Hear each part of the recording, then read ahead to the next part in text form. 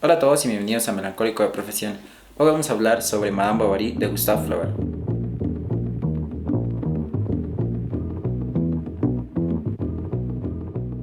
¿Alguna vez te sentiste tan decepcionado de la vida porque sentiste que esta jamás sería como los libros o las películas? Que la vida no estaba a la altura de tus sueños y de tus expectativas y que por el contrario era muy mediocre y aburrida. A mí me pasa muy constantemente, como si esa vibra que sintiera al escuchar alguna canción de jazz o de Soda Stereo no fuera constante sino solo momentánea o en el peor de los casos fugaz. He llegado al punto de querer maximizar mi felicidad transformando en palabras todo lo que sentía, como si en palabras la vida fuera mucho más hermosa.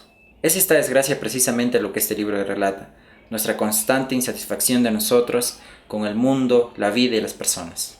Madame Bovary, feroz lectora de novelas, queda atrapada en un mundo que no es ni por asomo como este en el que vivimos, sino más bien un mundo lleno de pasiones, de aventuras, de amores contrariados, de sexo y erotismo.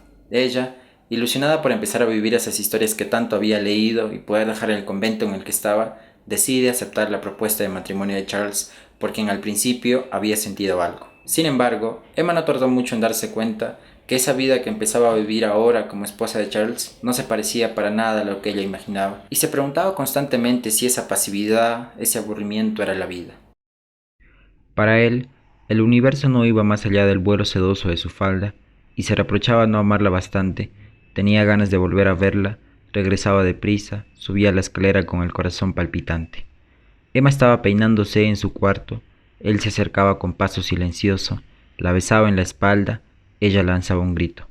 No podía resistir al deseo de acariciar continuamente su peine, sus sortijas, su chal.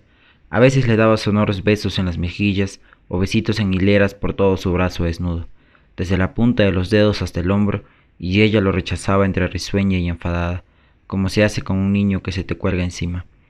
Antes de casarse, ella había creído estar enamorada, pero como la dicha que debía resultar de ese amor no llegó, pensaba que tenía que haberse equivocado. Intentaba saber qué se entendía exactamente en la vida por las palabras felicidad, pasión y ebriedad que tan hermosas le habían parecido en los libros. Emma se aburría tanto del pequeño pueblo de John Bill y de su esposo, y aunque ésta la amaba con intensidad y la consentía hasta las cosas más frívolas que ella pidiera, no se daba cuenta de lo infeliz que era su esposa. Es más, Emma lo odiaba precisamente por creer que ella era feliz, y lo odiaba por ser tan poca cosa, tan mediocre, un hombre sin sueños, ni metas, ni ideales. Él atribuía toda esa actitud, todo el aburrimiento de Emma, a ciertas enfermedades y su madre, sin embargo, le decía que eran los libros que ella leía, y que por el contrario debía prohibirle leer más libros. Es más, la misma madre de Charles iría para hablar con el que le alquilaba los libros a Emma y le diría que ella daba de baja su suscripción y que si pese a todo el librero persistía en su oficio de envenenador, ella lo demandaría. Es así como a lo largo de la obra, como el Quijote, Emma se lanza a vivir aventuras y desventuras que pronto tendrán un desenlace que ustedes deben averiguar. Madame Bovary es uno de los clásicos de la literatura del que todo el mundo habla. Es más, si hago este video no es por dar a conocer este libro, sino más bien por una cuestión de homenaje y de gusto. El libro abarca muchísimos temas, que si no fuera porque están ambientados en una época antigua, serían muy actuales. El poder de la ficción, la situación de la mujer, el amor, el matrimonio y lo patético que hasta cierto punto son las relaciones amorosas. Sin embargo, el que más me interesa es de aquella insatisfacción que el hombre tiene ante la vida. Porque como dice Vargas Llosa, creemos que ésta siempre puede ser mejor.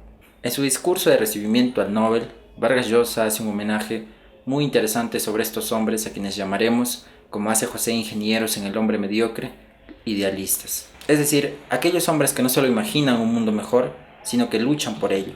Aquellas personas que llevadas por su incomodidad, su insatisfacción, su curiosidad, su fuerza logran que el mundo y la civilización se desarrolle más y mejor.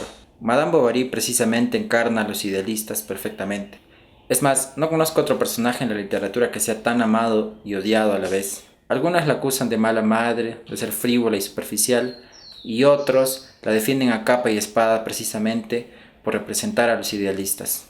Pero díganme ustedes, ¿deberíamos, como dice la madre de Charles, dejarnos llevar por el desencanto de la vida y vivir lo que nos toca? ¿Aceptar resignados nuestros choques con la realidad y de que la vida es jodida y que querramos o no, debemos aprender a sufrir y de acostumbrarnos, o quizás de amar esas contrariedades de la vida, así como amamos esos chispazos de felicidad? Por supuesto, lo genial del libro no termina con la obra misma, sino que continúa con lo que su autor representa para la literatura universal. Gustave Flaubert construye esta obra a lo largo de muchos años con una prolijidad francamente asombrosa. Creo que por fin entiendo la admiración de Vargas Llosa por Flaubert. Este no es un libro que se haya escrito a la volada y con las primeras cosas que se le hayan podido ocurrir a Flaubert, sino que por el contrario existe una correspondencia de Flaubert con sus amigos y colegas, pidiendo consejos, analizando frases, discutiendo temas, averiguando cosas que a cualquiera le podría parecer irrelevantes, pero a Flaubert no, porque la obra tenía que ser real y no parecer algo armado. Por ejemplo, recuerdo muy bien la escena donde un personaje que sufre de cierta enfermedad en el pie tiene que ser operado, y Flaubert hace una descripción tan minuciosa y detallada de la enfermedad que uno siente que es real y sobre todo que la operación que se le va a realizar a la persona es demasiado peligrosa. Ahora bien, es difícil de leer el libro, pues a mi modo de ver, ¿no? Si uno está concentrado, es muy fácil de seguir. El único inconveniente que encontré y que probablemente ustedes vayan a encontrar también es que hay muchas palabras que uno no conoce. Y esto es muy obvio también porque el libro es antiguo y además está en otro idioma. Ahora, ya para acabar, obviamente recomiendo el libro y sobre todo lo recomiendo en esta edición, que es de Penguin Random House, en su sección de Penguin Classics. Está así como Madame Bovary, obviamente. Lo recomiendo por la traducción, que me parece que es muy ligera y fiel. Esto porque había escuchado que muchas personas habían dejado el libro a la mitad y que luego se habían dado cuenta que era porque la traducción de la que habían leído era muy mala o muy pesada en cualquier caso. Además, entre otras cosas, esta edición cuenta con prólogos muy interesantes y con lo que me parece mucho más interesante es que tiene como muchas definiciones de aquellas palabras que, como les dije antes, no conocíamos y de autores que, por ejemplo, Flaubert hace referencia constantemente. Finalmente los invito a mi canal de Spotify, allí subo poemas, extractos de obras que me hayan gustado muchísimo, como por supuesto Madame Bovary, y algunos episodios en formato de podcast donde analizo obras que me hayan gustado mucho y que requieren además de un análisis mucho más profundo. Y eso sería todo, entonces muchas gracias y hasta luego. Back in the days when I was a teenager, before I had status and before I had a pager, you could find the